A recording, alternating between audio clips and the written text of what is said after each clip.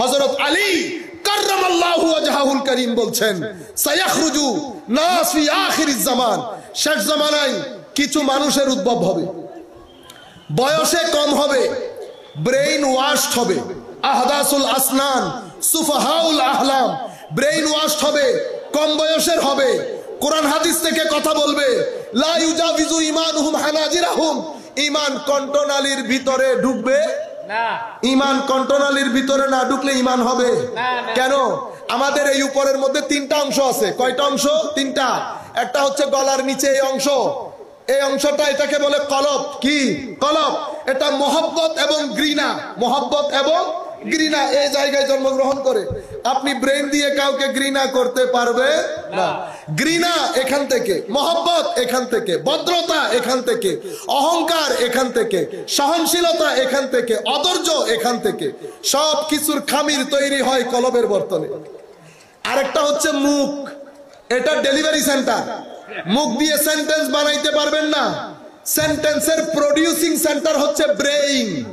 ব্রেইনে বানান, মুখে ডেলিভারি দেন, আর কলব দিয়ে সেখানে মহব্বত বা ঘৃণা লাগান। তো ঈমানের জায়গা ব্রেইন না, ঈমানের জায়গা এটা, ঈমানের জায়গা এটা।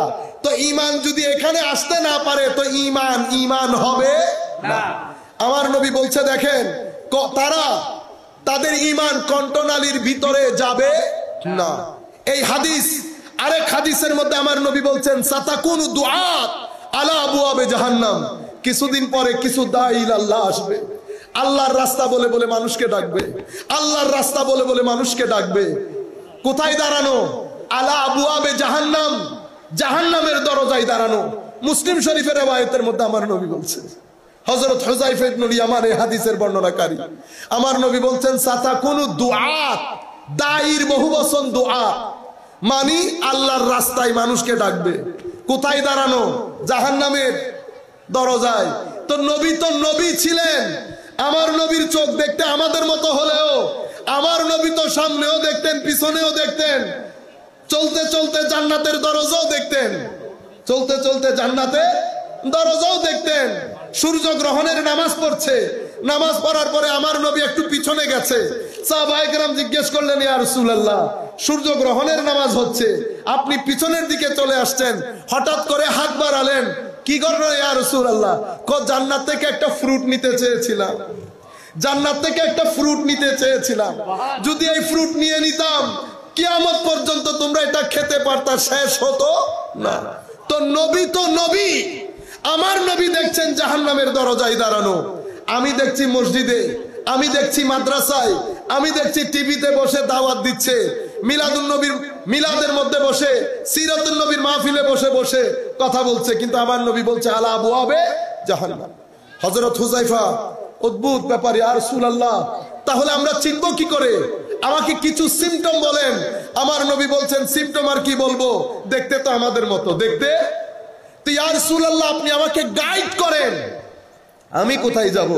আমার নবী বলছেন, যখন এই অবস্থা হবে তখন আমার উম্মতের সংখ্যাগরিষ্ঠ যেখানে থাকবে তুমিও সেখানে থাকবা।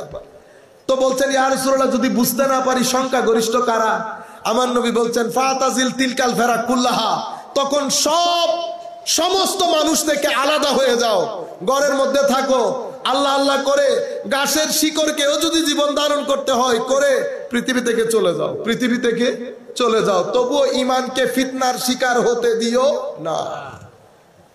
এখন এই একটা জামানার মধ্যে আমার নবী বলেছেন, তো ঈমান কেন চলে যাচ্ছে?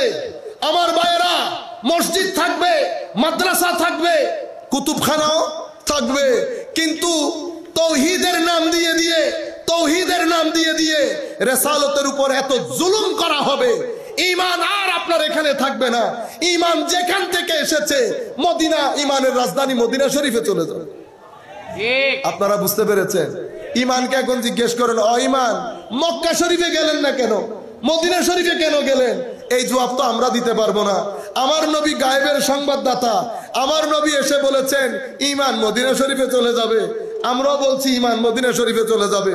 তবে এতটুকুন তো বুঝছি যে আমার নবীর নাম হচ্ছে ঈমান, আমার নবী ঈমান, আমার নবীর সাথে ইয়েস বললে ঈমান, নো বললে ঈমান থেকে খারিজ।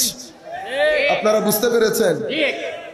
এই বড় ষড়যন্ত্র করে যুব সমাজের মধ্যে ফিতনার সৃষ্টি করা হয়েছে। এখন নতুন নতুন বিষয় আমাদের সমাজের মধ্যে ছড়িয়ে দেওয়া হয়েছে। আমার ভাইরা, অনেক মানুষ আমাকে শুনছেন, আপনারা আমাকে চেনেন।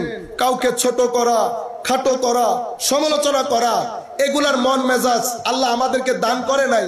আমি শুধু যে জিনিসটা বুঝেছি সেটা আপনার সম্মুখে তুলে ধরছি। আপনি আমার সাথে একমত হবেন এই আশা আমি করি না। আপনি দ্বিমত করেন, কোনো অসুবিধা নাই, কিন্তু আমি কথা যেগুলা বলছি আপনি ঘরের মধ্যে গিয়ে একবার চিন্তা করবেন। চিন্তা করে যদি মনে হয় এগুলা কিনার মতো জিনিস কিনবেন, না কিনলে আমার জিনিস আমাকে দিয়ে দিলেন, আমি এখানে বিক্রি করতে না পারলে আরেক বাজারে বিক্রি করব। আপনার যেমন ক্রেতার অভাব নাই, আমারও বিক্রেতার, আপনার যেমন বিক্রেতার অভাব নাই, আমারও ক্রেতার অভাব নাই।